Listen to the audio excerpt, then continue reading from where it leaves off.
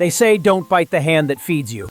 But when my landlord tried to jack up my rent by 50%, completely illegally, I bit off his whole arm in front of a judge. I've lived in this apartment for 6 years now. Honestly, it's just drywall and a lease you hope the other guy actually reads.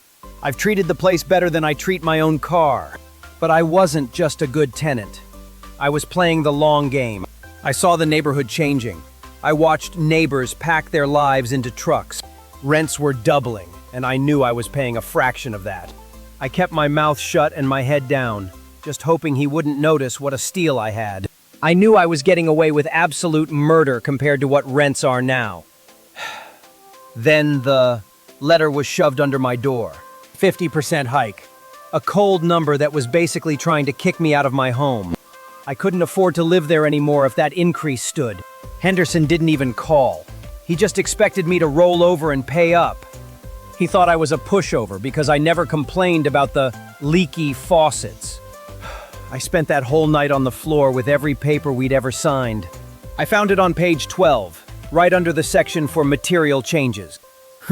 It was a tiny handwritten note from 6 years ago.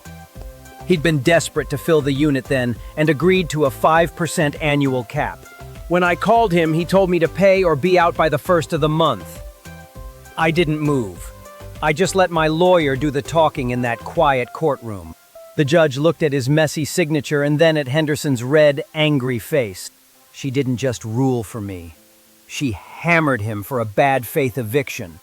I kept my home and my old rent, but the wind sits heavy in my stomach, you know? Now, I play a different game. My lease gives me a 5-day grace period for the rent. So, I don't pay on the 1st anymore. I send the transfer at exactly 11:59 p.m. on the very last possible day. It's a small, petty way to remind him who actually knows the rules. Is cheap rent worth sleeping with one eye open? Maybe not. But watching him sweat for his money every month? That's priceless.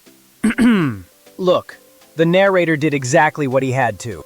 Housing is a brutal game right now, and Henderson deserved the legal hammer. Drop your verdict in the comments.